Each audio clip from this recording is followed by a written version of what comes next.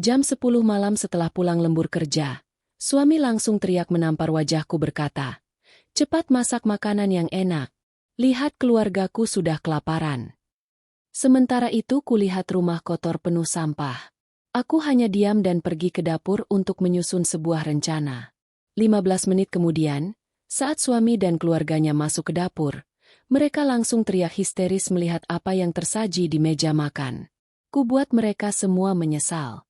Malam itu, udara terasa sangat dingin menusuk tulang, tetapi hawa dingin tersebut sama sekali tidak sebanding dengan rasa lelah yang menggelayut di seluruh tubuh Aira. Jam yang melingkar di pergelangan tangannya sudah menunjukkan pukul 10 malam lewat 15 menit. Sebagai seorang wanita karir yang harus bekerja lembur menyelesaikan laporan keuangan perusahaan yang menumpuk sejak awal bulan, Aira hanya memiliki satu keinginan di kepalanya, yaitu segera merebahkan diri di atas kasur yang empuk dan mengistirahatkan tubuhnya. Aira adalah seorang wanita berhijab yang selalu berusaha menunaikan kewajibannya dengan baik itu di tempat kerja maupun di dalam rumah tangganya. Selama ini ia selalu bersabar menghadapi tabiat suami dan keluarga mertuanya. Berharap suatu saat mereka akan menghargai segala jerih payahnya. Namun, harapan itu rasanya selalu bertepuk sebelah tangan. Langkah kakinya terasa sangat berat saat menapaki halaman rumah megah miliknya. Sebuah rumah yang ia beli dari hasil keringatnya sendiri jauh sebelum ia menikah dengan suaminya, Rendra. Ketika tangannya memutar gagang pintu utama dan mendorong daun pintu itu terbuka, pemandangan yang tersaji di depan matanya seketika membuat aliran darahnya terasa berhenti mengalir. Rumah yang baru saja ia bersihkan dengan susah payah sebelum berangkat kerja pagi tadi kini telah berubah wujud menyerupai tempat pembuangan sampah. Pemandangan itu sungguh menyayat hati. Bungkus makanan ringan berserakan di atas karpet bludru yang mahal. Remah-remah makanan mengotori seluruh permukaan kursi empuk di ruang keluarga dan beberapa gelas bekas minuman manis tumpah begitu saja meninggalkan noda lengket di atas meja kaca. Belum sempat Aira menarik napas panjang untuk menenangkan dadanya yang mulai bergemuruh. Sebuah bayangan besar tiba-tiba bergerak sangat cepat menghampirinya dari arah ruang tengah tanpa ada peringatan apapun. Sebuah tamparan yang sangat keras mendarat dengan telak di pipi kanan Aira. Bunyi tamparan itu menggema sangat tajam memecah kesunyian malam di dalam rumah tersebut. Kepala Aira terlempar ke samping akibat kerasnya hantaman tangan sang suami. Rasa panas yang luar biasa dan perih seketika menjalar di area wajahnya. Disusul rasa kebas yang membuat salah satu telinganya berdenging hebat. Orang yang baru saja mengangkat tangan dan menyakitinya adalah Rendra. Laki-laki itu berdiri menjulang di hadapannya dengan dada yang naik turun menahan amarah yang meledak-ledak. Rendra menatap Aira seolah wanita itu adalah seorang penjahat yang baru saja melakukan kesalahan besar yang tidak bisa dimaafkan. Wajah suaminya itu memerah penuh emosi. Urat-urat di lehernya menonjol keluar dan tangannya yang baru saja menampar wajah istrinya masih mengepal sangat kuat di sisi tubuhnya. Tidak ada sedikit pun penyesalan atau rasa bersalah di mata laki-laki itu. "Cepat masak makanan yang enak. Lihat keluargaku sudah kelaparan," bentak Rendra dengan suara baritonnya yang menggelegar ke seluruh penjuru ruangan. Laki-laki itu sama sekali tidak memedulikan kondisi istrinya yang pucat pasi dan baru saja pulang bekerja mencari nafkah untuk menutupi semua kekurangan biaya hidup keluarga tersebut. Bagi Rendra, tugas utama seorang istri hanyalah melayani suami dan keluarga suaminya tanpa boleh membantah. Tidak peduli seberapa lelah wanita itu bekerja di luar sana. Dari arah ruang keluarga terdengar suara tawa sumbang yang sangat menyayat hati. Tawa itu berasal dari Ibu Mirna, ibu mertua Aira yang sedang duduk bersandar dengan posisi yang sangat santai di atas sofa. Wanita parubaya itu memegang pengendali televisi di tangannya. Sama sekali tidak terkejut melihat kekerasan fisik yang baru saja terjadi. Di sebelahnya duduk Larissa, adik ipar Aira yang sedang asyik memoles kuku tangannya dengan warna merah menyala. Keduanya tidak merasa terganggu sedikit pun dengan keributan tersebut. Mereka berdua justru bersikap seolah-olah pertunjukan kekerasan di depan pintu itu adalah sebuah hiburan malam yang sangat menyenangkan untuk disaksikan. "Istri macam apa kamu ini? Jam segini baru pulang. Rumah sudah seperti kapal pecah. Suami dan keluarga mertua kelaparan malah dibiarkan saja. Kamu pikir kamu itu ratu di rumah ini? Sadar diri. Kamu itu cuma menantu yang tugasnya mengurus kami semua," omel Ibu Mirna dengan nada suara yang sangat tinggi dan menyudutkan. Ibu mertuanya itu menatap Aira dengan tatapan penuh kebencian dan rasa jijik. Selama ini Ibu Mirna memang selalu menganggap kehadiran Aira di rumah itu tak lebih dari sekadar pelayan gratis yang bisa mereka suruh sesuka hati. Clarissa tidak mau kalah. Gadis yang gila harta itu ikut menimpali tanpa mengalihkan pandangannya dari kuku tangannya. Betul kata Ibu, Kak Rendra itu terlalu baik mau mempertahankan perempuan pemalas sepertimu. Harusnya kakak cari istri yang lebih menurut yang tahu cara melayani keluarga suami dan tidak banyak tingkah. Percuma saja bekerja kantoran kalau mengurus rumah dan memasak saja tidak becus. Lihat saja penampilanmu, berantakan sekali. Mendengar semua cacian, makian, dan hinaan tersebut, Aira tidak memberikan reaksi seperti wanita pada umumnya. Ia tidak meneteskan air mata sedikit pun. Ia tidak menjerit histeris. Ia bahkan tidak memegang pipinya yang mulai membengkak kebiruan dan memunculkan garis darah segar di sudut bibirnya. Di dalam dadanya, segala rasa cinta, rasa hormat, dan rasa sabar yang selama ini ia pupuk untuk Rendra hancur lebur tanpa sisa. Aira perlahan menegakkan kepalanya, merapikan letak pakaiannya dengan sangat tenang lalu menatap Rendra, Ibu Mirna, dan Clarissa secara bergantian. Tatapan mata wanita itu sangat dingin, sangat kosong, dan menusuk tajam bak belati yang terbuat dari es. Tatapan itu bukanlah tatapan ketakutan dari seorang korban, melainkan tatapan seseorang yang sudah mengubur dalam-dalam belas kasihnya. Aira mengangkat ibu jarinya dan mengusap sudut bibirnya yang berdarah. Ia memandangi noda darah merah di jarinya sejenak, lalu menyunggingkan sebuah senyuman tipis yang sangat mengerikan dan penuh misteri. Tanpa mengucapkan sepatah kata pun untuk membalas ucapan mereka atau membela dirinya sendiri, Aira membalikkan badannya dan berjalan dengan langkah yang sangat teratur menuju arah dapur. Keputusannya sudah bulat. Tidak ada lagi jalan kembali untuk laki-laki yang sudah berani melukainya. Sikap diam Aira yang tidak melawan sama sekali justru membuat Rendra merasa sangat di atas angin. Laki-laki itu mendengus kasar dengan penuh kesombongan, mengira istrinya akhirnya menyerah dan tunduk pada kekuasaannya seperti hari-hari sebelumnya. Rendra kembali membalikan badan dan berjalan menuju ruang keluarga, bergabung bersama ibu dan adiknya untuk melanjutkan tontonan televisi mereka. Ketiga manusia itu menunggu hidangan malam disajikan dengan sikap seolah mereka adalah penguasa mutlak di rumah tersebut, tidak menyadari bahwa mereka baru saja membangunkan kemarahan dari sang pemilik rumah yang sebenarnya. Sesampainya di area dapur yang berukuran sangat luas dan didesain dengan perabotan serba mewah, Aira segera menutup rapat pintu geser kayu yang membatasi ruangan itu dengan ruang makan. Udara di dalam dapur terasa jauh lebih sejuk, berbanding terbalik dengan panasnya amarah yang sedang membakar seluruh isi rongga dada Aira saat ini. Wajah wanita itu tetap datar, tidak menunjukkan kepanikan sama sekali. Ia berjalan menyusuri meja dapur dari batu pualam menuju bagian paling sudut yang terlihat seperti lemari penyimpanan biasa. Ia membungkuk sedikit, menelusuri bagian bawah laci kabinet kayu tersebut dengan jari-jarinya. Setelah menemukan sebuah tuas tersembunyi yang rata dengan permukaan kayu, ia menekannya kuat-kuat. Sebuah kompartemen rahasia terbuka secara otomatis tanpa menimbulkan suara berisik. Dari dalam ruang kecil itu, Aira mengeluarkan sebuah gawai layar sentuh berbentuk pipih dan sangat canggih. Benda yang selama ini selalu ia sembunyikan rapat-rapat dari pengetahuan siapapun di rumah ini, terutama suaminya. Aira menyalakan layar gawai tersebut dengan gerakan yang sangat tenang namun pasti. Layar itu menyala terang, memantulkan cahaya pada wajahnya yang serius. Ia membuka sebuah aplikasi sistem keamanan rumah tingkat tinggi. Rumah ini sepenuhnya adalah hak milik Aira. Tanpa sepengetahuan suami dan keluarga benalu itu, Aira telah memasang jaringan kamera pengawas beresolusi sangat tinggi di setiap sudut ruangan tersembunyi, termasuk di ruang tamu dan ruang keluarga tempat ketiga orang itu kini berada. Kamera itu sanggup merekam gambar dan menyadap suara dengan sangat jernih. Jemari lentik Aira bergerak lincah menekan beberapa menu, mengatur ulang sistem jaringan internet, dan membuka sebuah program untuk melakukan siaran langsung di salah satu jejaring media sosial terbesar. Tempat di mana Rendra memiliki ratusan rekan bisnis, atasan kantor, dan teman-teman pergaulannya. Wajah Aira memantulkan sorot mata yang penuh dengan perhitungan. Ia sudah mempersiapkan segala bukti keburukan suaminya sejak lama, menata rencana dengan sangat rapi. Dan malam ini adalah malam puncak penentuan. Aira melirik indikator waktu di sudut layar gawainya.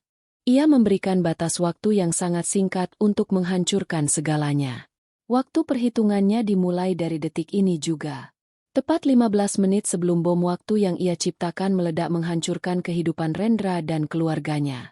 Aira meletakkan gawainya di atas meja dapur dengan penyangga, memastikan layar gawai tersebut berdiri tegak dan terlihat sangat jelas oleh matanya. Aira segera menekan tombol siaran langsung.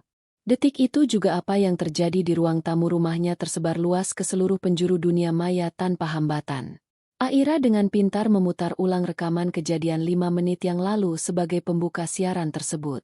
Gambar menampilkan dengan sangat jelas detik-detik ketika Rendra berjalan penuh amarah mengangkat tangan kanannya dan mendaratkan tamparan keras ke wajah istrinya. Rekaman kekerasan fisik itu diputar berulang-ulang di sudut layar, diiringi rekaman audio caci maki dari Ibu Mirna dan Clarissa yang terdengar sangat jelas dan tidak disensor sama sekali. Aira dapat melihat di layar gawainya bagaimana angka penonton melonjak drastis tidak wajar hanya dalam hitungan detik. Orang-orang yang sedang berselancar di dunia maya malam itu tiba-tiba terseret masuk dan menjadi saksi kejahatan yang dilakukan Rendra di dalam rumahnya sendiri. Kolom komentar di layar gawainya mulai bergerak sangat liar seperti air bah. Ribuan orang mengetikkan pesan bernada terkejut, marah besar, dan menghujat habis-habisan kelakuan Rendra beserta keluarganya. Banyak penonton yang langsung mengenali wajah Rendra sebagai salah satu manajer di perusahaan besar yang dikenal memiliki citra baik. Tidak sedikit pula warganet yang mengenali wajah Clarissa yang sering memamerkan gaya hidup mewahnya di media sosial. Dan kini terbongkar bahwa kekayaan itu hanyalah hasil menumpang hidup pada kakak iparnya.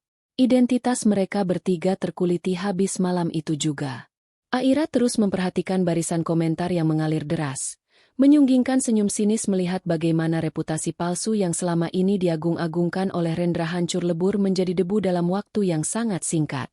Dari arah luar dapur, samar-samar terdengar suara televisi yang menyala keras bercampur dengan teriakan Rendra.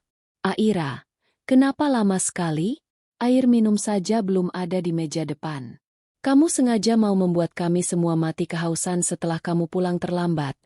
Teriak Rendra. Suaranya dipenuhi ketidaksabaran yang merajai akal sehatnya. Clarissa ikut bersuara dengan nada melengking yang menyakitkan telinga. Suaranya terekam dengan sangat sempurna oleh kamera pengawas dan disiarkan ribuan penonton daring. Dasar perempuan lamban dan tidak berguna. Kak Rendra, cepat periksa ke dapur. Jangan-jangan dia malah enak-enakan tidur di sana. Aku sudah sangat lapar. Dari siang ibu belum makan daging gara-gara istrimu lupa belanja. Aira sama sekali tidak menjawab panggilan dan teriakan dari luar tersebut. Ia mengalihkan pandangannya dari layar gawai menuju laci perlengkapan memasak. Ia mengambil sebuah panci berukuran paling besar yang terbuat dari bahan logam tebal. Ia meletakkan panci tersebut di atas tungku kompor, lalu mengisinya hingga hampir penuh dengan air bersih dari keran. Terdengar bunyi pemantik saat ia menyalakan kompor. Api biru menyala besar, menjilat bagian bawah panci, perlahan memanaskan air di dalamnya. Aira berdiri diam, memperhatikan gelembung-gelembung air yang mulai muncul dari dasar panci, menunggu dengan sabar hingga air tersebut benar-benar mendidih hebat. Sambil menunggu air itu mendidih, Aira melangkah menuju laci rahasia lainnya yang terletak di bawah rak bumbu. Ia menarik keluar sebuah kotak berlapis bludru hitam tempat penyimpanan jam tangan dan sebuah tas dokumen berukuran kecil. Kotak bludru itu berisi 5 buah jam tangan mewah edisi terbatas yang dibeli menggunakan uang perusahaan yang digelapkannya. Benda yang selalu dibanggakan suaminya itu sebagai lambang kesuksesan. Sementara tas kecil itu berisi buku tabungan rahasia tempat Rendra menyimpan uang yang selama ini selalu ia sembunyikan dari istri sahnya, sekaligus catatan mutasi uang yang dihabiskannya untuk membiayai gaya hidup mewah ibunya dan adiknya yang sangat materialistis. Aira meletakkan barang-barang berharga tersebut berjejer rapi di atas meja dapur. Tepat di sebelah panci yang kini airnya sudah bergolak ganas dan mengeluarkan uap panas yang sangat tebal. Waktu yang ia tentukan sudah hampir habis. Air di dalam panci bergemuruh menandakan suhu panas yang maksimal.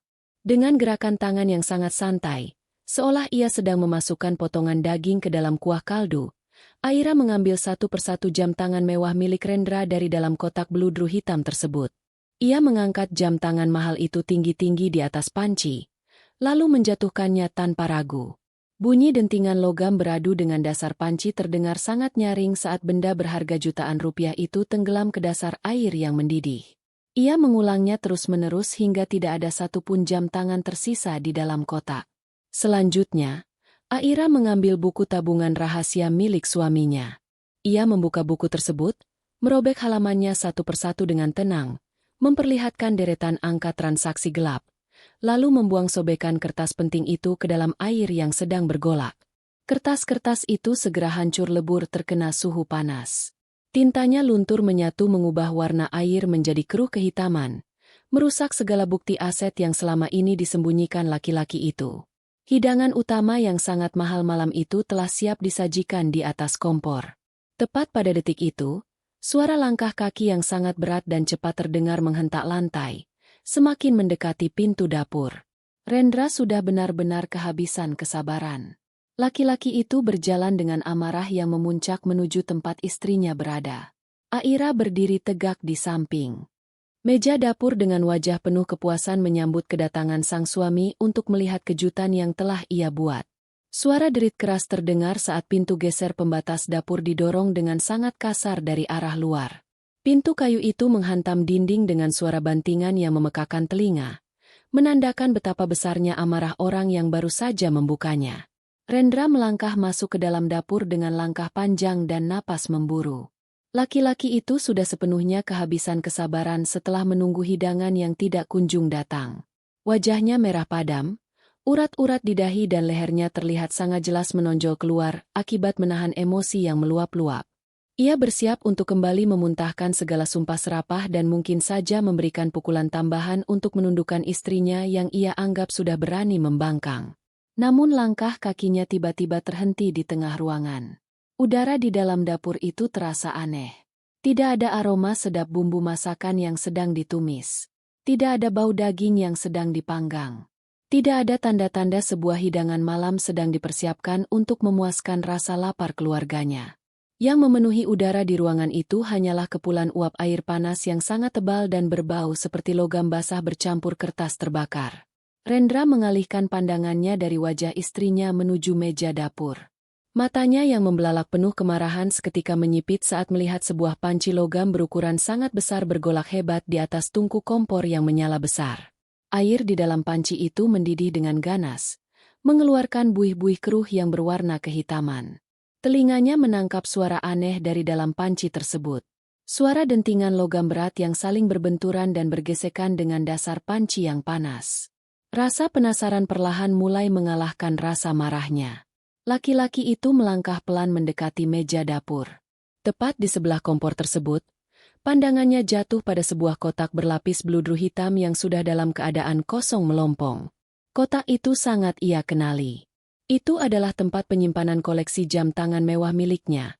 Barang-barang mahal yang selalu ia banggakan kepada semua orang sebagai bukti kesuksesan semu yang ia bangun.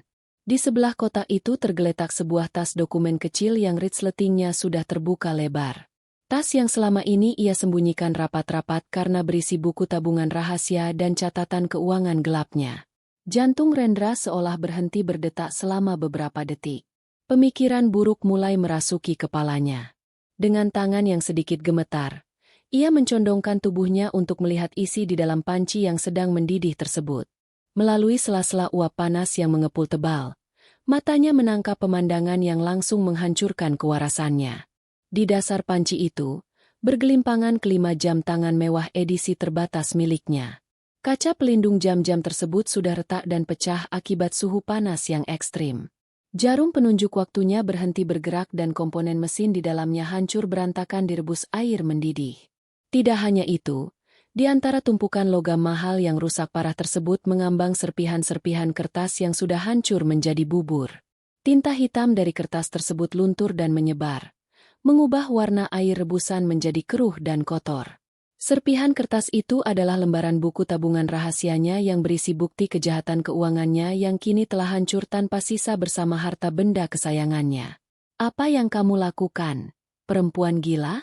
Ini jam tangan mahalku. Ini semua hartaku. Teriakan Rendra meledak memekakan telinga siapa saja yang mendengarnya. Laki-laki itu memundurkan langkahnya dengan wajah pucat pasi bercampur kemarahan yang tidak terbendung. Ia menunjuk ke arah panci dengan jari gemetar.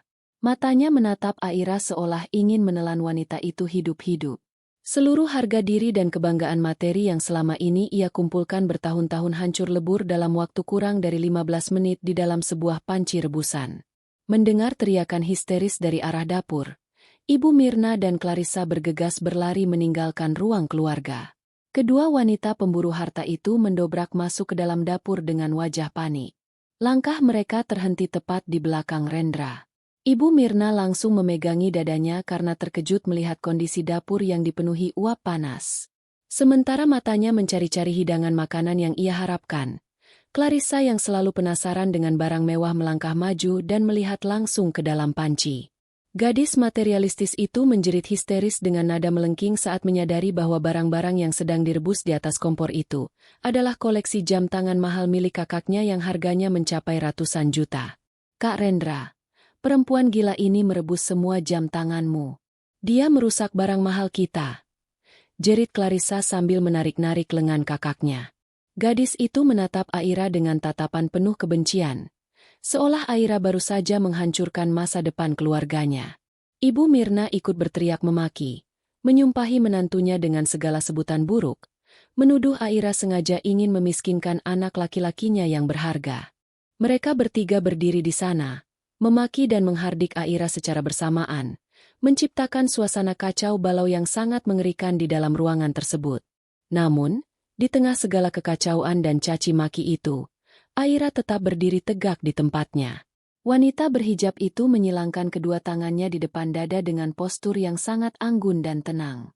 Tidak ada raut ketakutan sama sekali di wajahnya. Ia membiarkan ketiga orang itu menjerit, meratapi harta benda palsu mereka yang kini telah menjadi sampah. Aira menyunggingkan senyum tipis yang sangat dingin menatap mata suaminya dalam-dalam.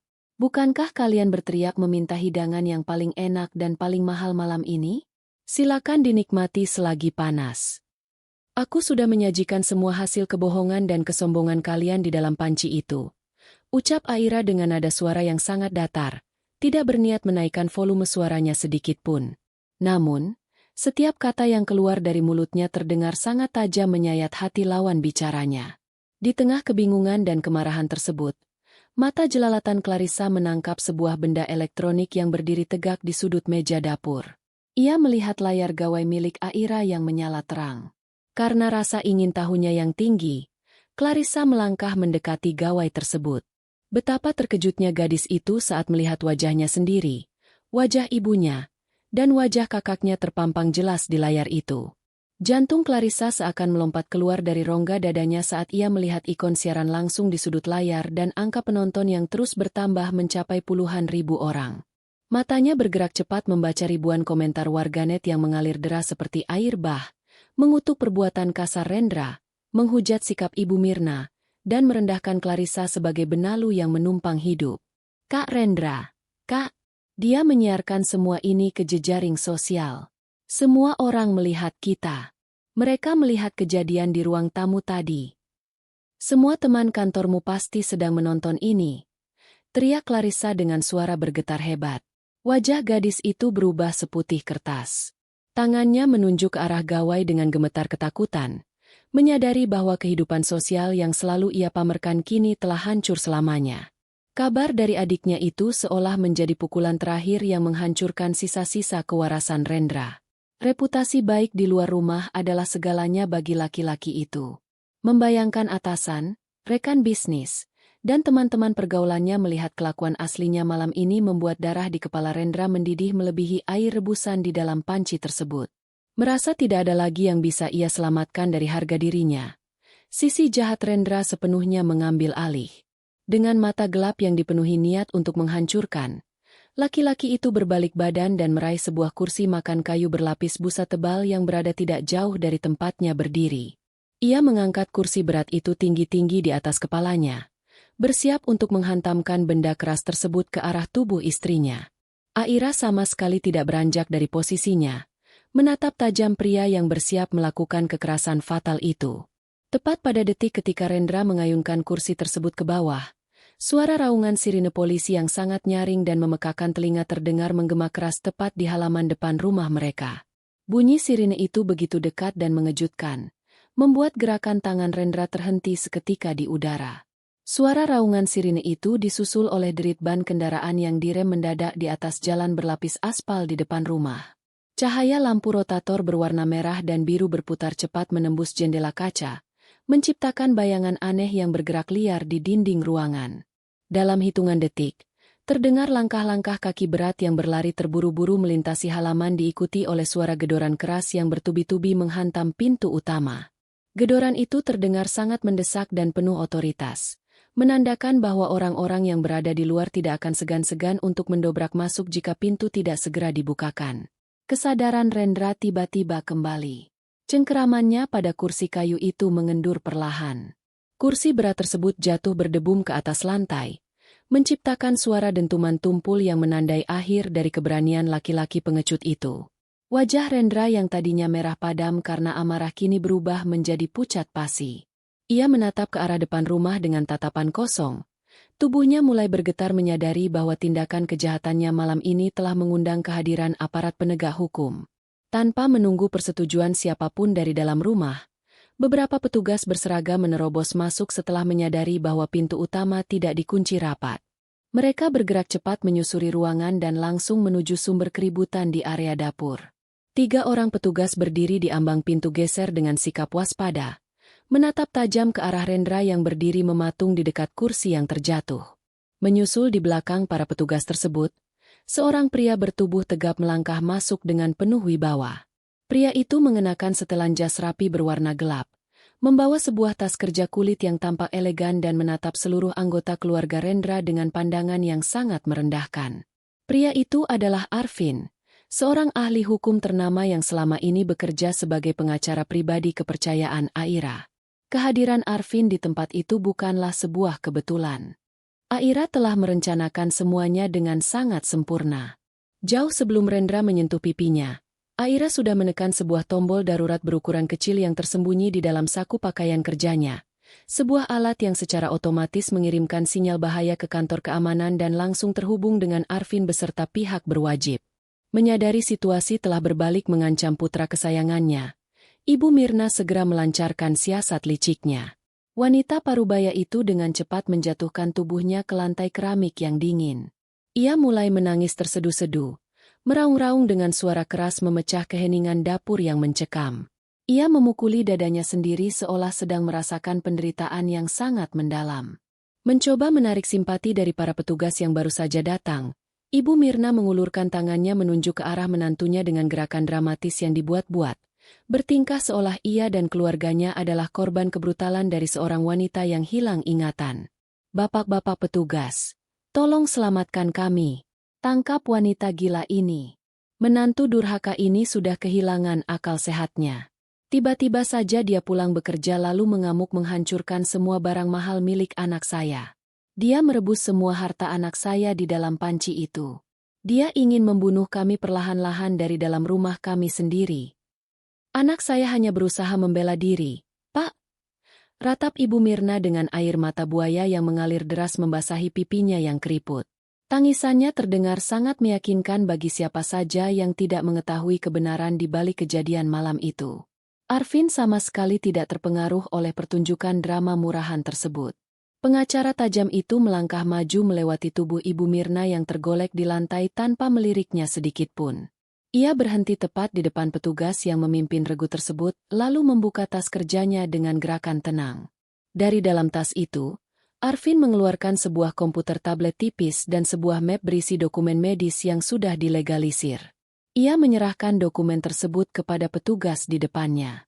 Dokumen itu berisi bukti rekam medis dari rumah sakit yang mencatat secara rinci berbagai luka memar dan cedera fisik yang pernah diderita Aira selama beberapa tahun terakhir. Sebuah bukti kuat atas kekerasan dalam rumah tangga yang selama ini ditutupi dengan rapat.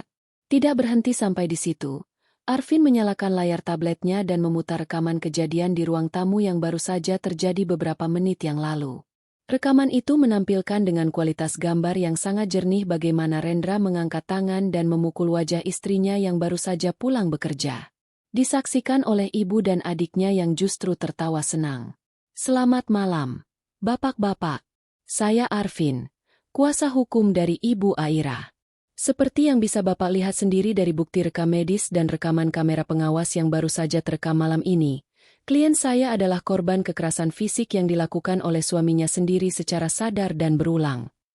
Barang-barang yang berada di dalam panci tersebut dibeli menggunakan uang hasil kejahatan penggelapan dana perusahaan yang laporannya juga akan kami serahkan besok pagi. Klien saya sengaja merusaknya karena benda itu merugikan banyak pihak. Fakta yang tidak bisa dibantah adalah saudara Rendra baru saja melakukan penganiayaan berat dan nyaris memukul klien saya dengan benda tumpul di depan mata kalian semua. Silakan lakukan tugas Anda, Pak. Penjelasan Arvin mengalir lancar, tegas, dan sangat mematikan. Kata-katanya menutup semua celah kebohongan yang coba dibangun oleh Ibu Mirna. Para petugas tidak perlu berpikir dua kali setelah melihat bukti kuat di depan mata mereka. Dua orang petugas langsung melangkah maju dan meraih kedua lengan Rendra. Laki-laki sombong yang selalu membanggakan dirinya sebagai penguasa rumah tangga itu kini tidak berkutik. Tangan kanannya ditarik paksa ke belakang diikuti oleh tangan kirinya. Bunyi logam berderik terdengar nyaring saat sepasang borgol dingin mengunci pergelangan tangannya. Rendra mencoba meronta, menyumpahi petugas dan meneriakkan ancaman kepada Aira. Namun tubuhnya dipaksa berbalik dan didorong berjalan menuju pintu keluar. Harga dirinya hancur lebur malam itu juga. Melihat kakaknya ditangkap dan diperlakukan seperti penjahat jalanan, Clarissa kehilangan kendali. Gadis materialistis yang gila harta itu melangkah maju menantang.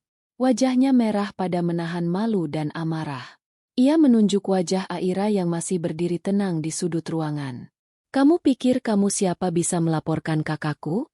Kamu pikir kamu hebat? Dengarkan aku baik-baik. Perempuan pembawa sial.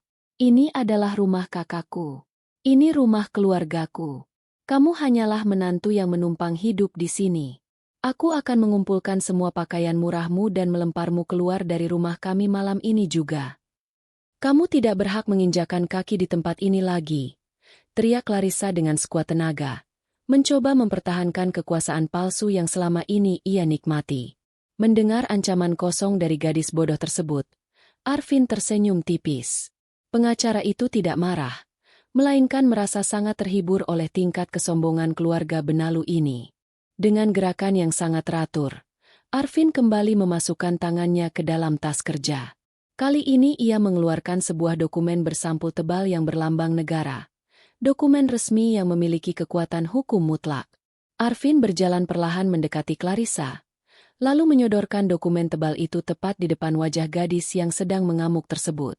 Tolong turunkan nada bicara Anda, Nona Clarissa. Sepertinya selama ini Anda hidup dalam ilusi kebohongan yang diciptakan oleh kakak Anda sendiri. Silakan baca nama yang tertera pada sertifikat hak milik bangunan dan tanah ini.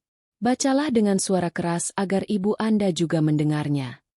Arvin memberikan tantangan dengan suara berat yang mengintimidasi. Clarissa merebut dokumen tersebut dengan kasar.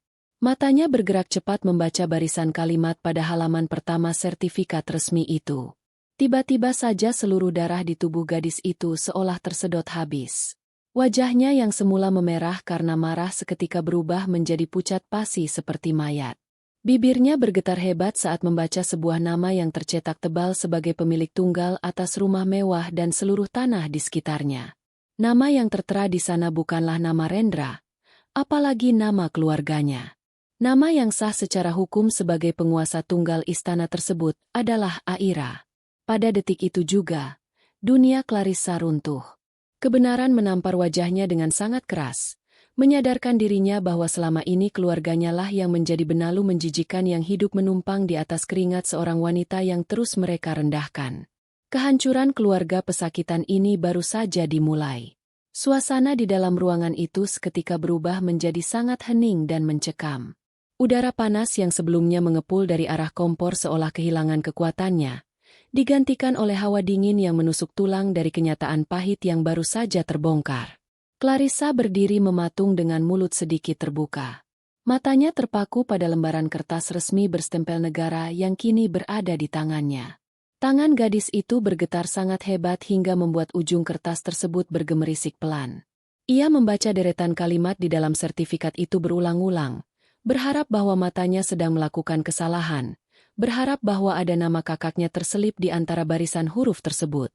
Namun, sekeras apapun ia berusaha menyangkal, kenyataan yang tercetak tebal di sana tidak bisa diubah. Nama yang tertera sebagai pemilik sah sebidang tanah beserta seluruh bangunan megah yang berdiri di atasnya adalah nama Aira. Tidak ada nama Rendra. Tidak ada hak sedikit pun bagi keluarga suaminya. Kebanggaan semu yang selama ini diagung-agungkan oleh Clarissa hancur berkeping-keping menghantam dasar kebenaran. Ibu Mirna yang menyadari perubahan drastis pada wajah anak perempuannya segera bangkit dari lantai dengan susah payah. Wanita paruh baya itu membersihkan sisa air mata palsunya lalu merebut dokumen tersebut dari tangan Clarissa dengan gerakan kasar. Matanya yang sudah mulai rabun menyipit berusaha keras membaca nama yang tertulis di kolom kepemilikan.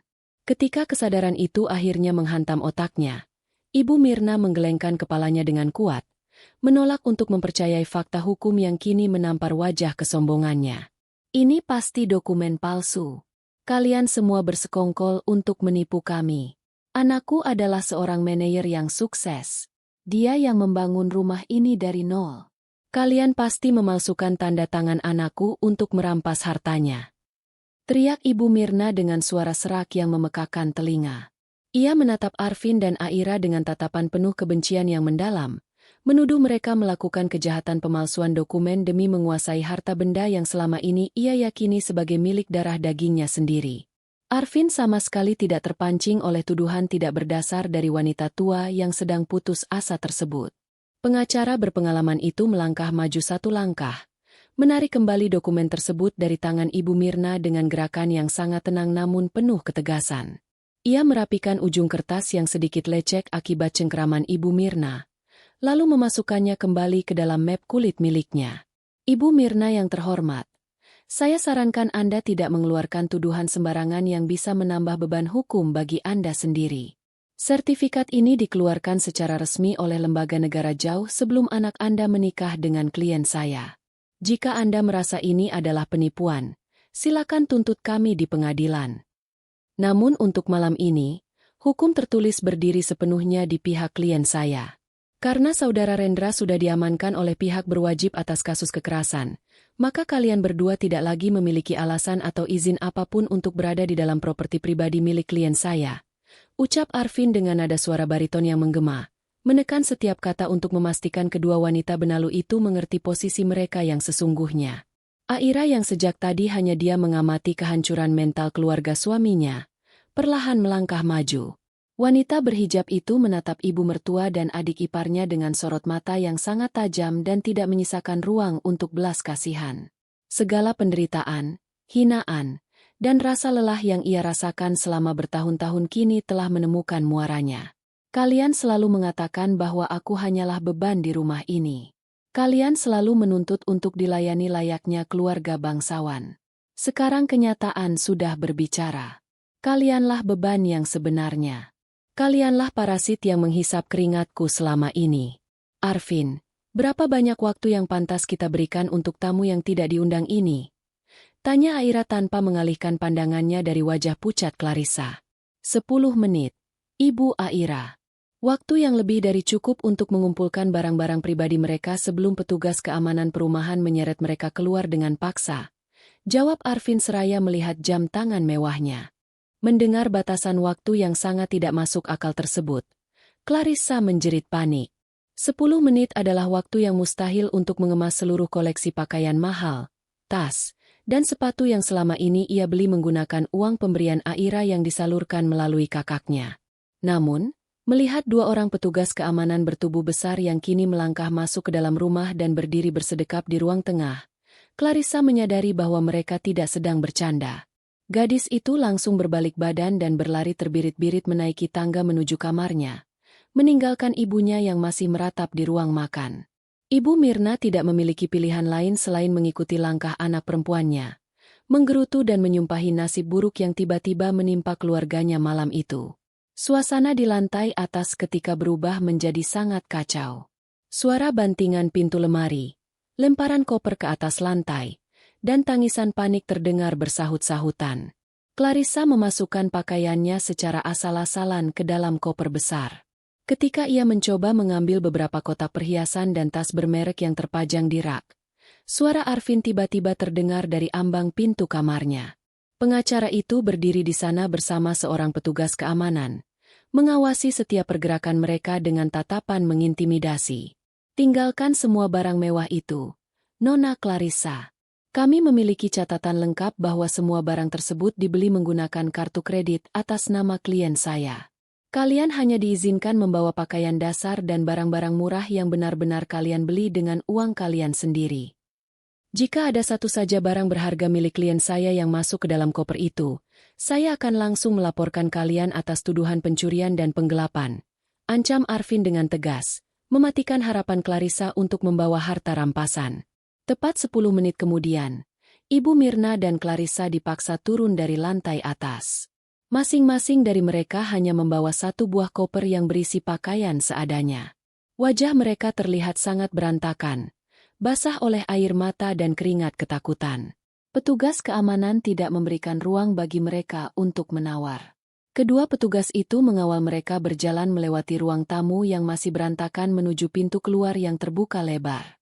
Angin malam berembus sangat kencang membawa hawa dingin yang menusuk langsung ke tulang. Saat mereka melangkah keluar dari teras, Aira berdiri di ambang pintu, memperhatikan kepergian mereka dengan senyuman tipis kemenangan. Pintu utama rumah yang megah itu kemudian tertutup rapat, disusul suara kunci yang diputar 2 kali, mengunci mereka dari kehidupan mewah yang selama ini mereka nikmati secara cuma-cuma. Petugas keamanan terus menggiring mereka hingga melewati gerbang utama perumahan. Bunyi jeruji besi yang ditutup dan digembok menjadi tanda perpisahan mutlak antara keluarga pesakitan itu dengan kemewahan. Mereka kini berdiri di pinggir jalan raya yang sepi dan gelap, ditemani suara jangkrik dan tiupan angin malam. Ibu Mirna terduduk di atas kopernya, meratapi nasibnya yang berubah 180 derajat hanya dalam waktu 1 malam. Ia menangisi anak laki-lakinya yang kini berada di balik jeruji besi dan merutuki menantunya yang tidak memiliki hati nurani. Di tengah isak tangis tersebut, keheningan malam tiba-tiba dipecahkan oleh suara dering telepon dari dalam tas Clarissa. Gadis itu segera merogoh tasnya dengan tangan gemetar. Harapan seketika muncul di hatinya ketika melihat nama kontak yang tertera di layar bercahaya tersebut. Itu adalah panggilan dari tunangannya.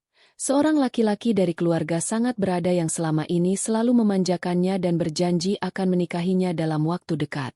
Clarissa segera mengusap air matanya, berusaha mengatur nada suaranya agar terdengar semanis mungkin, mencari tempat untuk bersandar dan meminta pertolongan dari laki-laki pujaannya. "Halo, sayang. Syukurlah kamu meneleponku. Aku sedang mengalami musibah besar malam ini. Kakak iparku yang gila itu baru saja mengusirku dan ibuku dari rumah. Kamu harus segera datang ke sini dan menjemput kami.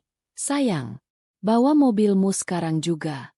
"Aku sudah tidak tahan berada di pinggir jalan seperti gelandangan," ucap Clarissa dengan nada manja dan isak tangis yang dibuat-buat, berharap tunangannya akan segera datang menjadi pahlawan yang menyelamatkan hidupnya. Namun, balasan yang terdengar dari seberang sambungan telepon bukanlah kata-kata penenang yang ia harapkan. Terdengar suara dengusan kasar yang penuh dengan rasa jijik dan kemarahan.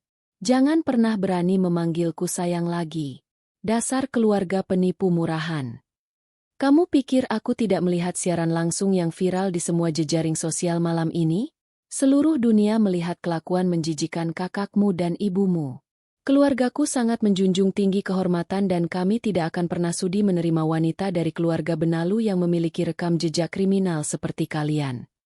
Hubungan kita berakhir malam ini juga. Jangan pernah berani menghubungi nomor ini lagi atau mencari aku dimanapun. Urusi saja kakakmu yang sudah menjadi tahanan itu." Bentak tunangannya dengan suara menggelegar menyampaikan penolakan yang sangat brutal tanpa memberikan kesempatan bagi Clarissa untuk menjelaskan apapun. Klik. Sambungan telepon diputus secara sepihak. Clarissa berdiri mematung menatap layar gawainya yang kini meredup. Harapan terakhirnya untuk keluar dari penderitaan malam itu hancur tidak bersisa. Penolakan yang sangat kejam dari tunangannya itu merupakan pukulan telak yang akhirnya meruntuhkan seluruh sisa pertahanannya. Clarissa menjatuhkan gawainya ke jalanan berlapis aspal, lalu menjerit histeris sejadi-jadinya di bawah langit malam yang kelam, meratapi kehancuran total dari seluruh impian masa depannya. Di sudut lain yang jauh dari gemerlap perumahan mewah tersebut, Rendra sedang menghadapi awal dari neraka duniawinya. Laki-laki yang selalu menjaga penampilan agar terlihat seperti pejabat penting itu kini meringkuk di sudut ruangan yang pengap dan berbau pesing. Ruang tahanan sementara itu terasa sangat dingin. Hanya berlantaikan semen kasar yang lembab tanpa ada alas tidur sama sekali. Cahaya lampu yang redup dari lorong luar menjadi satu-satunya sumber penerangan yang menyinari wajahnya yang pucat pasi dan penuh keputusasaan. Kedua tangannya memeluk lutut dengan erat, berusaha mengusir hawa dingin yang mulai menusuk hingga ke dalam sumsum tulang. Di dalam kepalanya, berbagai pemikiran buruk terus berputar tanpa henti, menyiksanya lebih pedih daripada rasa sakit akibat luka fisik. Ia memikirkan reputasinya yang sudah hancur lebur di mata atasan dan rekan-rekan bisnisnya akibat siaran langsung tersebut.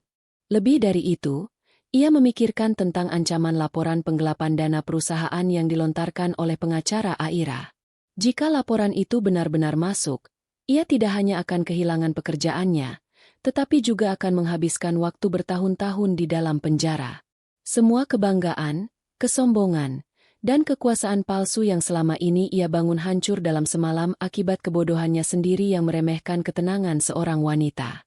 Pagi hari akhirnya tiba, membawa sinar matahari yang menyilaukan namun tidak memberikan kehangatan bagi keluarga pesakitan tersebut. Setelah menghabiskan malam dengan tidur meringkuk di kursi panjang depan sebuah minimarket yang buka selama 24 jam, Ibu Mirna dan Clarissa terbangun dengan tubuh yang terasa remuk redam. Pakaian mereka menjadi kusut masai. Wajah mereka terlihat kusam tanpa riasan, dan perut mereka terus berbunyi menuntut untuk segera diisi. Clarissa terus mengeluh tentang rasa sakit di punggungnya, sementara Ibu Mirna terus mengutuk nasib buruk yang menimpa mereka. Tanpa memiliki tempat tujuan yang pasti di kota besar tersebut, prioritas utama mereka saat ini adalah mencari makanan dan menyewa penginapan murah untuk membersihkan diri. Mereka berdua berjalan gontai, menyeret koper masing-masing menuju sebuah mesin anjungan tunai mandiri yang terletak tidak jauh dari minimarket tersebut. Ibu Mirna mengeluarkan sebuah kartu debit yang selama ini diberikan oleh Rendra kepadanya untuk berbelanja kebutuhan sehari-hari. Wanita parubaya itu memasukkan kartu tersebut ke dalam lubang mesin dengan penuh harap. Jari-jarinya yang keriput menekan tombol angka sandi rahasia dengan perlahan. Ia memilih menu penarikan tunai dalam jumlah yang cukup besar untuk menyewa kamar. Namun, layar mesin tersebut mendadak berubah warna menjadi merah, memunculkan tulisan peringatan yang menyatakan bahwa transaksi dibatalkan karena rekening telah diblokir. Ibu Mirna terkejut bukan main. Ia segera mengeluarkan kartu itu dan menyuruh Clarissa mencoba menggunakan kartu milik anak perempuannya. Clarissa dengan tangan gemetar memasukkan kartunya, menekan tombol sandi, dan mencoba melakukan penarikan. Hasilnya sama saja. Mesin menolak permintaan transaksi tersebut dengan pesan bahwa rekening berada dalam status pembekuan oleh pihak berwenang. Kepanikan yang luar biasa seketika melanda kedua wanita tersebut. Mereka saling bertatapan dengan wajah ketakutan. Dalam keadaan putus asa, Clarissa menghubungi layanan pelanggan bank tersebut untuk meminta penjelasan. Jawaban dari petugas bank di seberang telepon benar-benar menjadi vonis mati bagi keuangan mereka.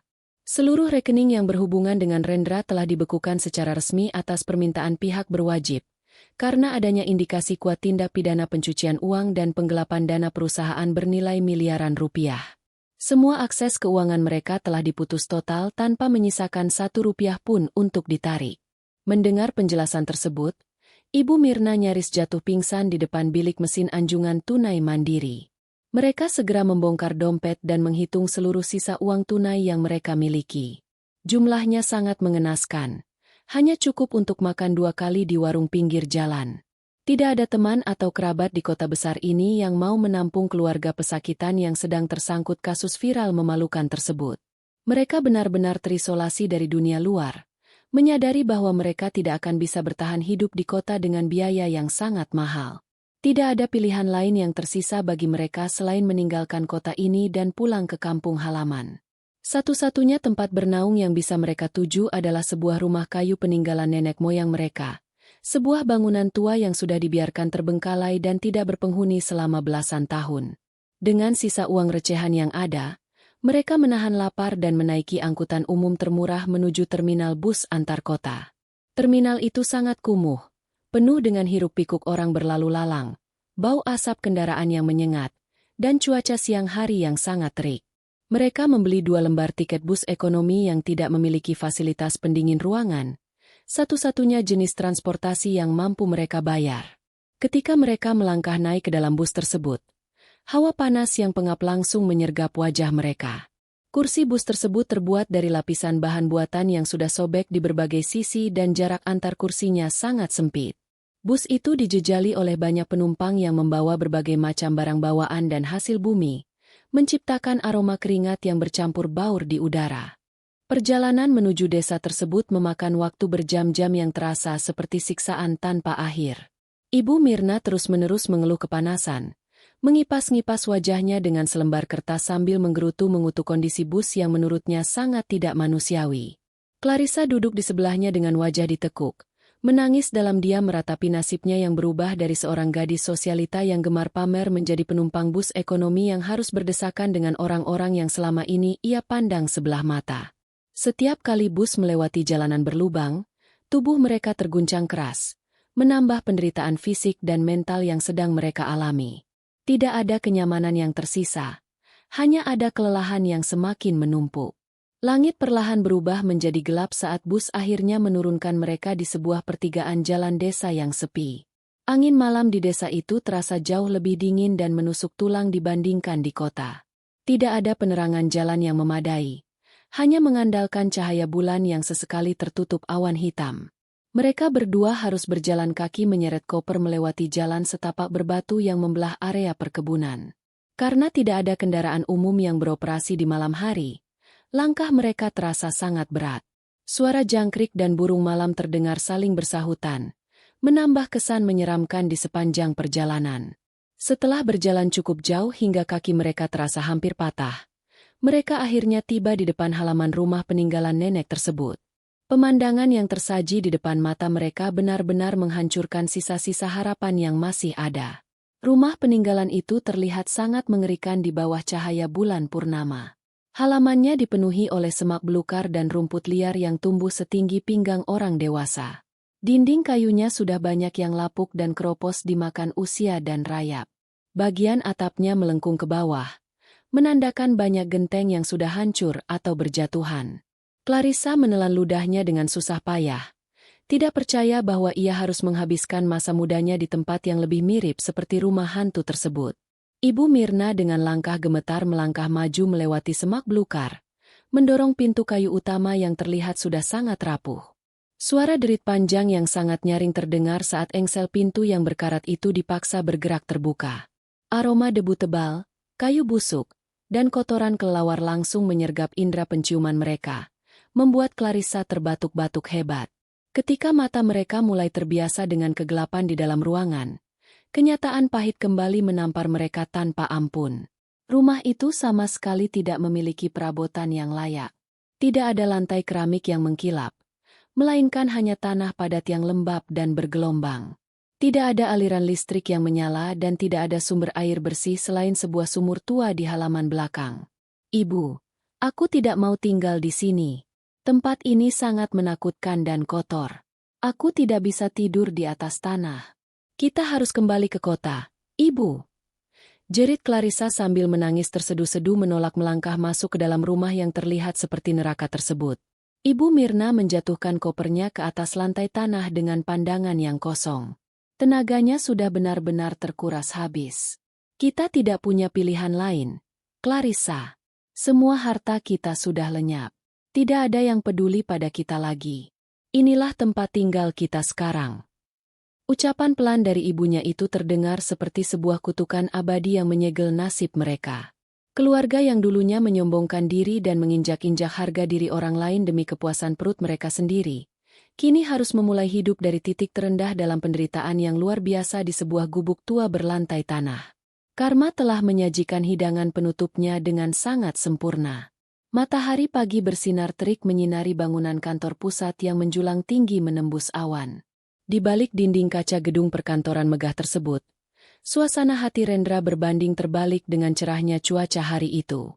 Laki-laki itu baru saja dibebaskan dari ruang tahanan sementara kepolisian setelah melalui proses pemeriksaan awal yang sangat melelahkan dan meruntuhkan sisa harga dirinya. Pihak berwajib memberikannya penangguhan penahanan sementara, karena proses penyelidikan lebih lanjut terkait bukti keuangan masih membutuhkan waktu. Namun statusnya sudah jelas sebagai tersangka. Dengan pakaian yang sama sejak malam kejadian, tubuh yang bau keringat, dan wajah kusam yang dipenuhi ketakutan, Rendra memaksakan langkah kakinya menuju tempat kerjanya. Pikirannya dipenuhi oleh satu tujuan utama, yaitu menyelamatkan pekerjaannya. Baginya, pekerjaan di perusahaan besar ini adalah satu-satunya nyawa yang tersisa.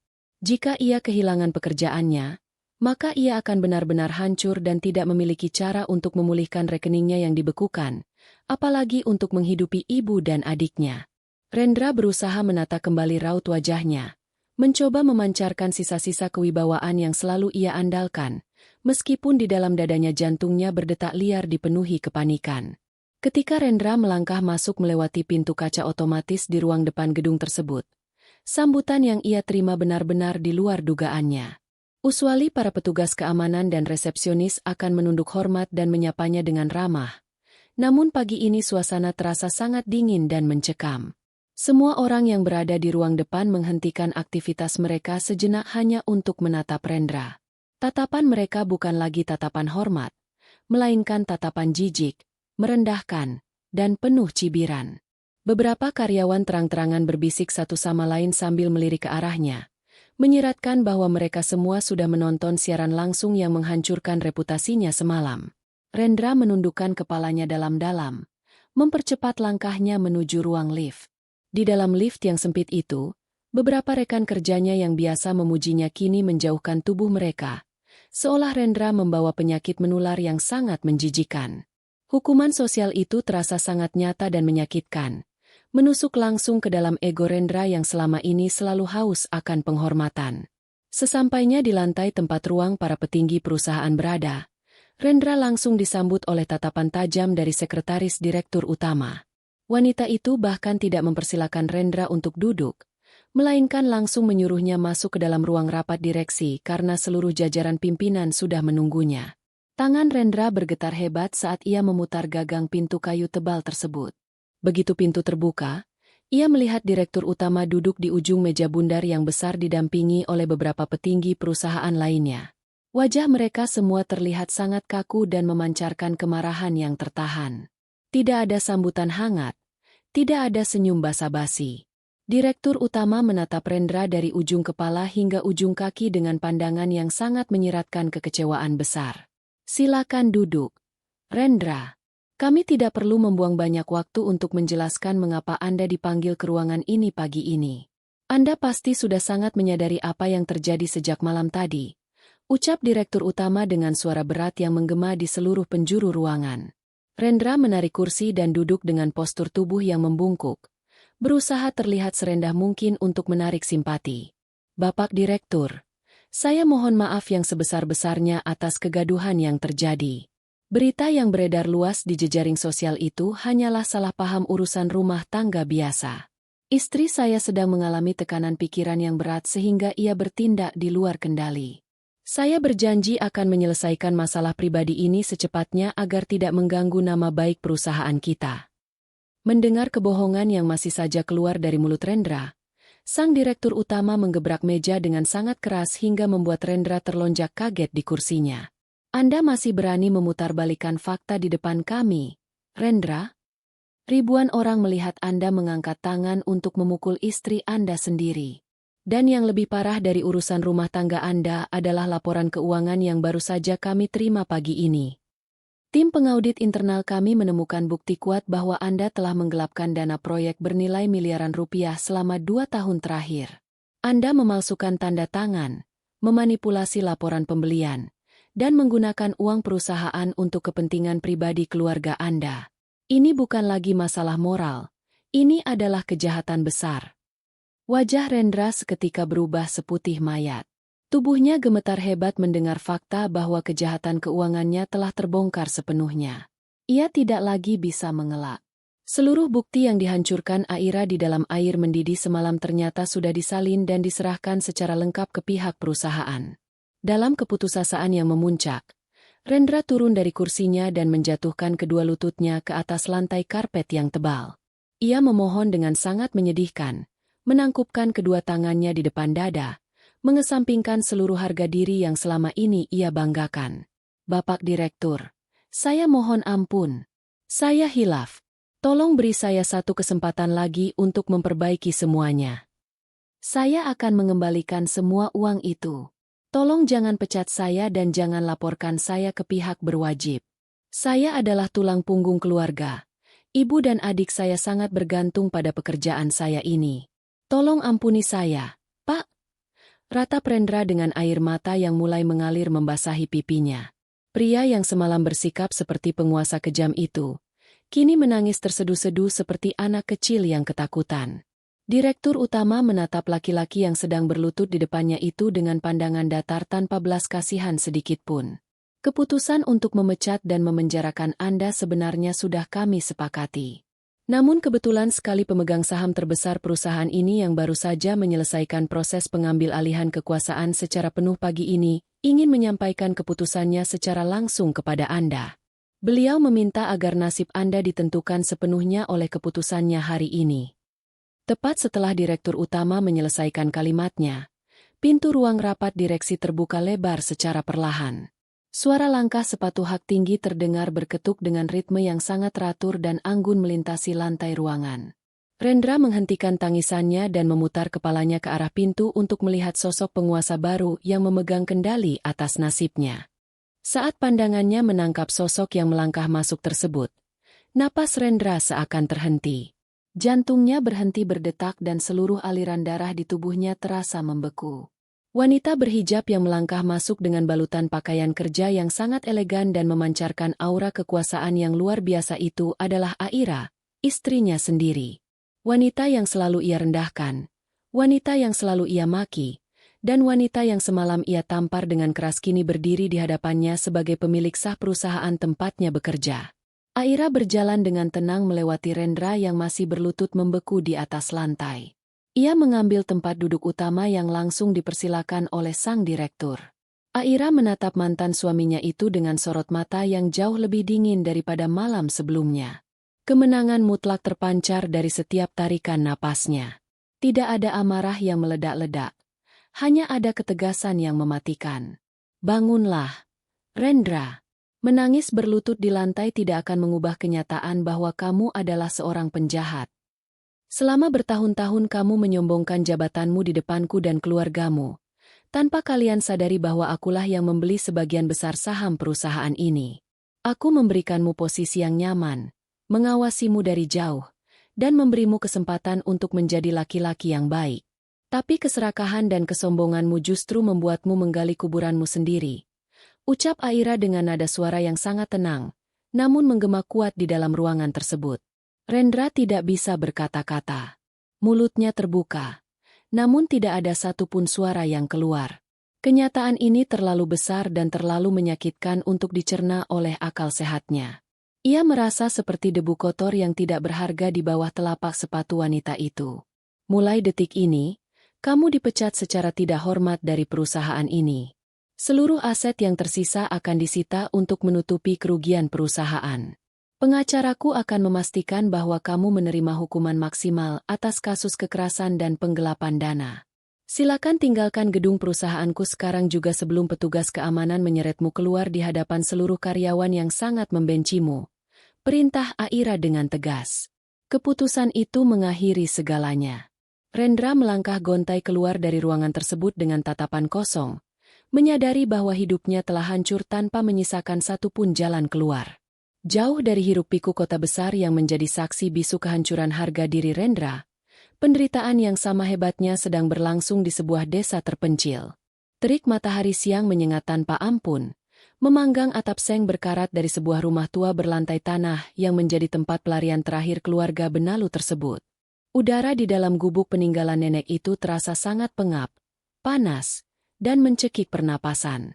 Tidak ada alat pendingin ruangan, tidak ada kipas angin, bahkan embusan angin dari celah dinding kayu yang lapuk pun tidak mampu mengusir hawa panas yang menyiksa tubuh. Di tempat inilah Ibu Mirna dan Clarissa harus bertahan hidup setelah diusir tanpa belas kasihan dari rumah mewah Aira. Kehidupan yang dulu penuh dengan kenyamanan dan pelayanan tanpa batas kini berubah menjadi penderitaan fisik dan mental yang menguras air mata setiap harinya. Clarissa duduk bersandar pada dinding kayu yang keropos, menangis terseduh-seduh meratapi kulit tubuhnya yang dipenuhi bentol merah akibat gigitan nyamuk semalaman.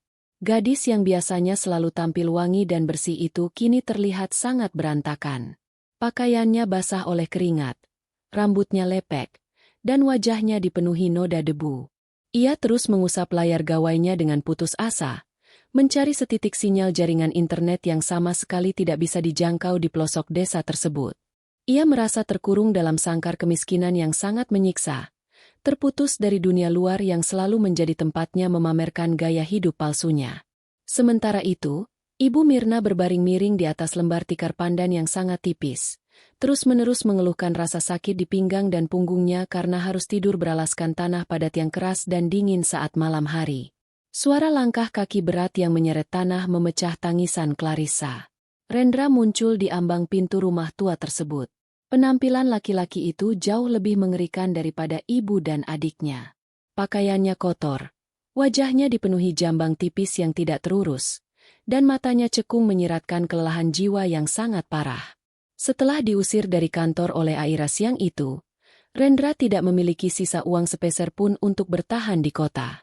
Ia terpaksa menumpang kendaraan pengangkut barang yang bersedia memberinya tumpangan gratis hingga ke persimpangan desa, lalu berjalan kaki berkilo-kilometer di bawah terik matahari untuk menyusul keluarganya ke gubuk neraka ini. Melihat kedatangan anak laki-laki yang selama ini selalu ia agung-agungkan, Ibu Mirna tidak menunjukkan raut kebahagiaan sama sekali.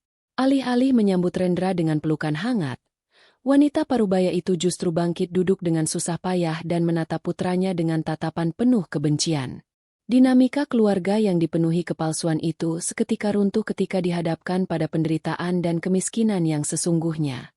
Mereka yang dulu selalu bersekutu untuk merendahkan Aira kini saling menyerang dan menyalahkan satu sama lain atas kehancuran yang mereka alami. Untuk apa kamu menyusul kemari? Laki-laki tidak berguna. Apakah kamu datang untuk melihat ibumu mati kelaparan di gubuk reot ini? Bentak Ibu Mirna dengan suara seraknya. Semua ini gara-gara kebodohanmu. Kalau saja kamu bisa mengendalikan amarahmu dan tidak memukul perempuan itu, kita pasti masih tidur di kasur yang empuk dan makan daging setiap hari. Kamu merusak masa depan keluargamu sendiri. Clarissa ikut bangkit dan berteriak menumpahkan segala kekesalannya kepada kakaknya. Benar kata ibu. Kak Rendra yang membuat hidupku hancur. Tunanganku memutuskanku karena melihat video kelakuan kasarmu. Semua orang menghinaku. Sekarang aku harus hidup seperti pengemis di tempat menjijikan ini. Kenapa kakak tidak bisa sedikit saja bersabar menghadapi perempuan itu demi kita semua? Mendengar tuduhan demi tuduhan yang dilontarkan oleh ibu dan adiknya, emosi Rendra yang sudah berada di ambang batas kewarasan akhirnya meledak. Laki-laki itu melemparkan tas kosongnya ke lantai tanah dengan sangat kasar. Matanya melotot tajam membalas tatapan kedua anggota keluarganya yang tidak tahu diri tersebut. Kalian berdua menyalahkan aku. Kalian pikir siapa yang membuatku harus mencuri uang perusahaan? Siapa yang merengek meminta perhiasan mahal, pakaian mewah, dan perawatan kecantikan setiap bulan? Kalian yang terus menuntut gaya hidup mewah yang tidak sanggup aku penuhi dari gajiku. Kalian berdua yang selalu menghasutku untuk merendahkan Aira agar kalian merasa berkuasa. Sekarang setelah uangnya habis, kalian mencampakkan aku dan bersikap seolah kalian adalah korban suci. Kalian berdua sama serakahnya denganku. Teriak Rendra dengan suara yang menggelegar menelanjangi sifat asli keluarganya sendiri. Pertengkaran hebat itu terus berlanjut, saling mengutuk dan membongkar aib masing-masing tanpa ada niat untuk saling mengalah. Suara teriakan mereka memecah keheningan desa membuat beberapa tetangga yang melintas hanya bisa menggelengkan kepala melihat kehancuran keluarga yang dulunya selalu sombong saat pulang kampung. Di tengah perdebatan yang semakin memanas tersebut, Suara deru mesin sepeda motor terdengar mendekati halaman rumah mereka. Seorang petugas pos yang mengenakan seragam oranye menghentikan kendaraannya tepat di depan pintu gubuk yang terbuka. Petugas pos itu turun dari sepeda motornya membawa sebuah amplop coklat berukuran besar yang terlihat sangat tebal dan tersegel rapi. Ia menatap ketiga penghuni rumah itu dengan pandangan heran melihat kondisi mereka yang sangat menyedihkan. "Permisi, apakah benar ini kediaman Bapak Rendra? Ada surat kiriman kilat yang sangat penting dari pihak pengadilan agama di kota. Tolong ditandatangani di sini sebagai bukti penerimaan," ucap petugas pos tersebut seraya menyodorkan amplop besar dan selembar kertas tanda terima. Dengan tangan yang kembali gemetar, Rendra meraih pena tersebut dan membubuhkan tanda tangannya. Setelah petugas pos itu pergi meninggalkan kepulan debu di halaman, Rendra segera merobek ujung amplop coklat tersebut dengan tidak sabar. Ibu Mirna dan Clarissa terdiam sejenak, mendekat untuk melihat isi surat yang datang dari kota tersebut. Dari dalam amplop, Rendra menarik keluar tumpukan kertas resmi bersampul negara.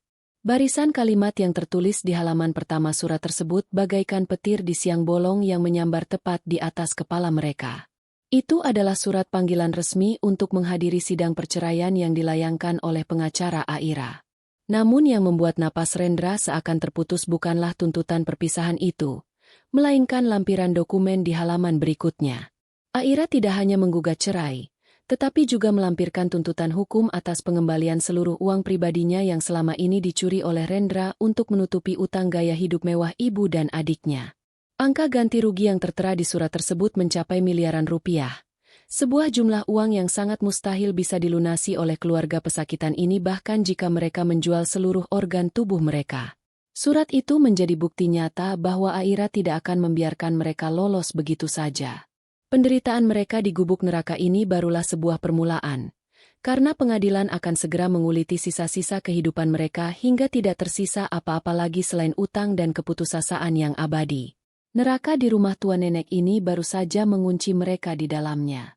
Hari persidangan akhirnya tiba membawa serta hawa ketegangan yang sangat pekat di udara.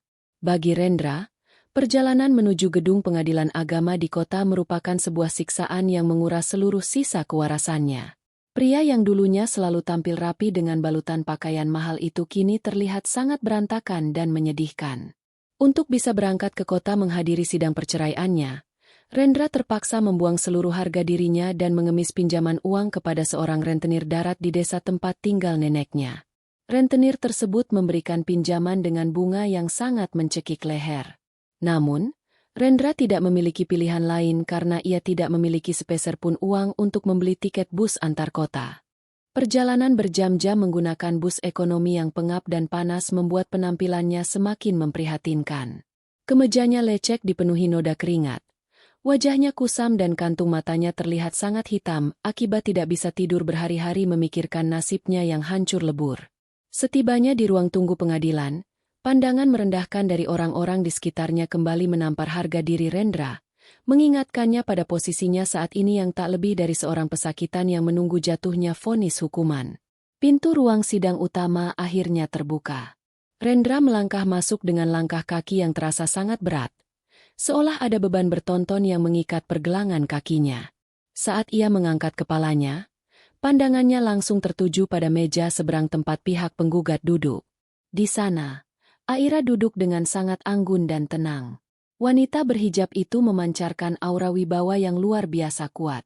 Wajahnya terlihat bersinar dan sama sekali tidak menyiratkan kesedihan atau tekanan. Di sebelah Aira duduk Arvin, sang pengacara tajam yang tengah menyusun tumpukan dokumen tebal di atas meja dengan gerakan yang sangat teratur. Perbedaan keadaan di antara kedua belah pihak itu bagaikan langit dan bumi. Aira terlihat seperti seorang ratu pemenang yang duduk di singgasananya, sementara Rendra terlihat seperti pesuruh rendahan yang sedang menunggu belas kasihan. Tatapan Aira lurus ke depan, sama sekali tidak menoleh atau memberikan sedikit pun perhatian pada kedatangan laki-laki yang sebentar lagi akan resmi menjadi mantan suaminya tersebut. Hakim ketua memasuki ruangan dan mengetuk palu ke atas meja kayu, menandakan bahwa persidangan resmi dimulai.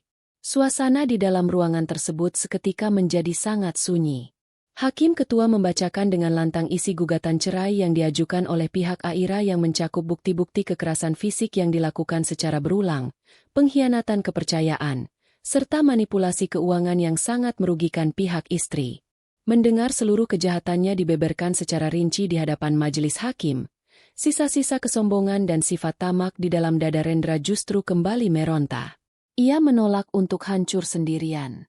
Laki-laki itu mencengkeram ujung meja persidangan dengan kuat, lalu berbicara dengan nada suara yang berusaha ia buat setegas mungkin untuk menutupi ketakutannya. Yang Mulia Hakim Ketua, saya menolak semua tuduhan sepihak tersebut. Saya adalah kepala keluarga. Saya memiliki hak penuh atas rumah tangga saya. Jika wanita ini memang ingin bercerai dan meninggalkan saya, maka saya menuntut hak saya atas pembagian harta bersama. Selama kami menikah, nilai seluruh kekayaannya meningkat tajam, dan itu semua terjadi karena saya mendampinginya sebagai suami. Saya menuntut setengah dari seluruh aset perusahaan, rumah mewah, dan tabungannya sebagai harta bersama yang sah menurut hukum. Tuntut Rendra dengan suara keras, memperlihatkan keserakahan yang sudah mendarah daging di dalam dirinya. Ia berharap tuntutan nekat ini bisa menyelamatkannya dari jurang kemiskinan dan membantunya melunasi utang rentenir desa yang terus mengejarnya. Mendengar tuntutan yang sangat tidak masuk akal tersebut, Arvin tersenyum tipis meremehkan. Pengacara berwibawa itu perlahan bangkit dari tempat duduknya, merapikan setelan jasnya, lalu mengambil sebuah map tebal berwarna merah dari tumpukan dokumen di depannya. Arvin berjalan dengan langkah mantap menuju meja majelis hakim dan menyerahkan map merah tersebut. Setelah itu, ia membalikan badannya menatap Rendra dengan tatapan mata yang sangat menusuk. Yang Mulia Majelis Hakim, saudara tergugat sepertinya mengalami gangguan ingatan yang sangat parah, atau mungkin ia sengaja menutup mata terhadap kebenaran dokumen hukum yang pernah ia tanda tangani sendiri di hadapan notaris resmi. Saya baru saja menyerahkan salinan asli dari perjanjian pranikah yang disepakati oleh kedua belah pihak jauh sebelum pernikahan dilangsungkan. Dalam dokumen yang mengikat secara hukum mutlak tersebut tertulis dengan sangat jelas bahwa seluruh harta bawaan pihak istri, hasil usaha pihak istri, serta segala aset yang diperoleh pihak istri selama masa pernikahan sepenuhnya, adalah hak milik mutlak Ibu Aira dan terpisah sepenuhnya dari pihak suami. Tidak ada istilah harta bersama dalam pernikahan ini. Oleh karena itu, tuntutan tergugat untuk merampas setengah kekayaan klien saya adalah tindakan yang sangat tidak berdasar dan merupakan sebuah bentuk keserakahan yang memalukan. Tegas Arvin dengan suara bariton yang menggema memenuhi seluruh ruangan sidang. Wajah Rendra seketika memucat. Ia memang mengingat pernah menandatangani sebuah dokumen di awal pernikahan mereka. Namun saat itu kesombongannya membuatnya mengira bahwa ia bisa mengendalikan Aira kapan saja sehingga ia tidak memedulikan isi dokumen tersebut. Sekarang kelalaian dan kesombongannya itu menjadi pedang tajam yang memutus seluruh harapannya untuk mendapatkan harta rampasan. Namun, pukulan mematikan dari pihak penggugat belumlah selesai. Arvin kembali melangkah ke mejanya dan mengambil tumpukan dokumen lain yang berisi ratusan lembar salinan transaksi perbankan. Tidak berhenti sampai di situ. Yang Mulia, klien saya tidak hanya menolak tuntutan harta bersama, tetapi kami juga mengajukan tuntutan balik agar saudara Rendra melunasi seluruh tagihan utang yang ia ciptakan selama masa pernikahan. Ini adalah catatan mutasi keuangan dari 5 buah kartu kredit berbeda yang semuanya terdaftar atas nama saudara Rendra. Melalui kartu-kartu inilah tergugat membiayai gaya hidup mewah ibu kandungnya dan adik perempuannya. Mulai dari pembelian tas bermerek, perawatan kecantikan mahal, perhiasan emas, hingga liburan ke luar negeri. Total tagihan yang menumpuk beserta bunganya saat ini mencapai angka miliaran rupiah. Berdasarkan perjanjian pranikah yang sama, seluruh utang pribadi yang digunakan bukan untuk kepentingan rumah tangga inti adalah tanggung jawab penuh dari pihak yang namanya tertera pada utang tersebut. Saudara Rendra harus menanggung seluruh beban miliaran rupiah ini tanpa boleh melibatkan sepeser pun uang dari klien saya. Lanjut Arvin menyampaikan serangan terakhir yang benar-benar menghancurkan pertahanan Rendra hingga tidak tersisa apa-apa lagi. Kaki Rendra terasa sangat lemas hingga ia nyaris jatuh terjungkal dari kursi persidangannya. Keringat dingin mengucur deras membahasi dahi dan punggungnya. Mulutnya terbuka, namun lidahnya terasa keluh. Tidak mampu merangkai satu kata pun untuk membela diri. Fakta-fakta yang dibeberkan oleh Arvin dilengkapi dengan bukti dokumen sah yang tidak mungkin bisa dibantah oleh siapapun. Angka miliaran rupiah yang disebutkan oleh pengacara itu terus berputar-putar di kepalanya bagaikan kutukan yang tidak akan pernah bisa ia lunasi seumur hidupnya. Seluruh hidupnya telah benar-benar berakhir di ruang sidang ini. Ia masuk ruangan ini sebagai seorang pria miskin dan akan keluar sebagai seorang narapidana yang mewarisi utang miliaran rupiah. Hakim Ketua memeriksa seluruh dokumen bukti tersebut dengan saksama. Setelah berdiskusi singkat dengan anggota majelis hakim lainnya, Hakim Ketua akhirnya menegakkan kepalanya dan menatap ke arah meja persidangan. Suasana ruangan menjadi sangat sunyi menunggu kalimat putusan yang akan mengubah nasib kedua manusia tersebut selamanya. Berdasarkan seluruh bukti sah yang telah diserahkan dan diperiksa dalam persidangan ini, Majelis Hakim memutuskan untuk mengabulkan seluruh gugatan cerai dari pihak penggugat. Terhitung mulai detik ini, ikatan pernikahan antara saudari Aira dan saudara Rendra dinyatakan putus karena perceraian. Pengadilan juga menetapkan bahwa seluruh harta benda merupakan milik penuh pihak penggugat sesuai perjanjian pranikah dan seluruh tanggungan utang yang tercatat atas nama saudara Rendra sepenuhnya menjadi beban pribadi saudara Rendra, ucap Hakim Ketua dengan lantang.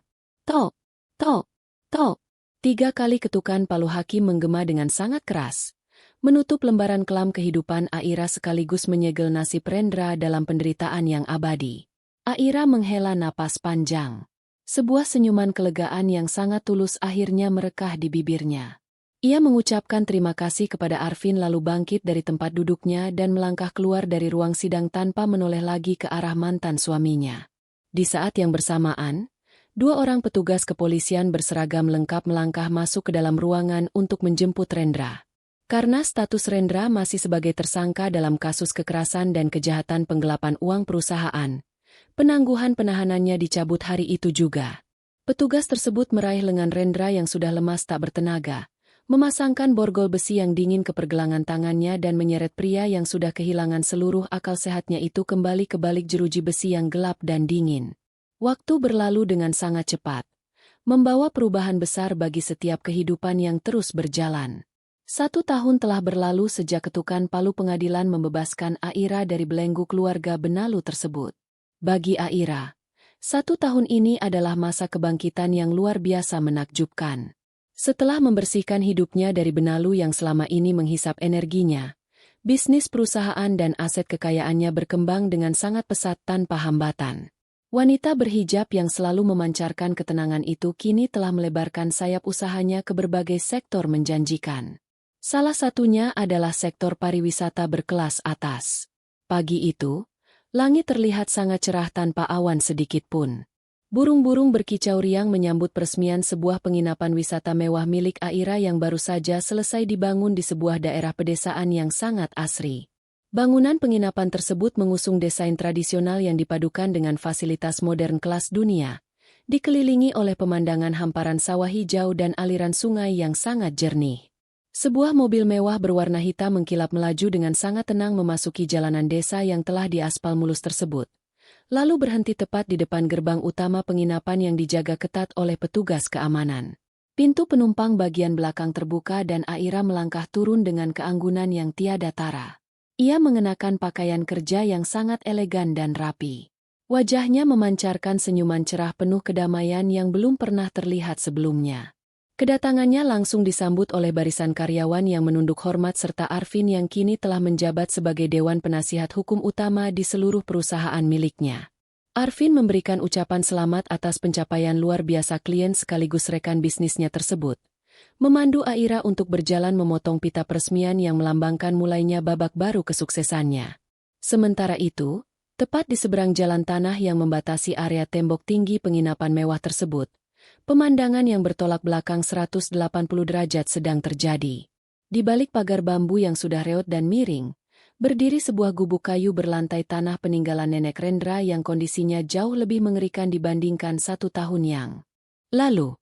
Atap bangunan tua itu sudah banyak yang berlubang ditutupi menggunakan lembaran plastik usang.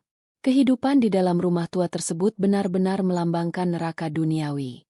Clarissa yang dulunya adalah seorang gadis materialistis dengan wajah cerah berbalut riasan mahal, kini terlihat sangat mengenaskan. Kulitnya terbakar matahari menjadi gelap dan kasar. Rambutnya kusut masai dan tubuhnya sangat kurus akibat kurang gizi. Gadis itu sedang duduk di teras berlantai tanah sambil menangis keras. Berebut sepotong kecil ikan asin sisa kemarin malam dengan ibu kandungnya sendiri. Ibu Mirna yang dulu selalu bertingkah sombong bak seorang majikan besar. Kini kondisinya lebih parah lagi. Penyakit darah tingginya sering kambuh. Namun ia tidak memiliki uang sepeser pun untuk membeli obat. Wanita tua itu memukul lengan perempuannya dengan sebatang ranting kayu. Terus-menerus memaki nasib buruknya dan menyumpahi keadaan mereka yang selalu kelaparan setiap hari. Kehancuran mental dan fisik benar-benar menggerogoti dua wanita yang dulu selalu membanggakan kekayaan palsu tersebut. Tidak ada lagi kebanggaan. Tidak ada lagi barang mahal. Yang tersisa hanyalah kebencian yang mendalam terhadap satu sama lain di tengah kemiskinan yang mencekik napas mereka. Dari arah belakang rumah tua tersebut, Rendra berjalan dengan langkah kaki yang diseret-seret menyerupai seorang manusia tanpa jiwa.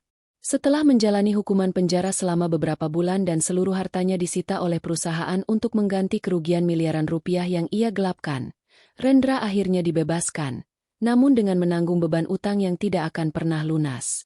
Laki-laki yang selalu gila hormat itu kini harus bekerja kasar sebagai buruh tani serabutan untuk warga desa demi mendapatkan sepiring nasi basi. Penampilan Rendra sungguh tidak bisa dikenali lagi.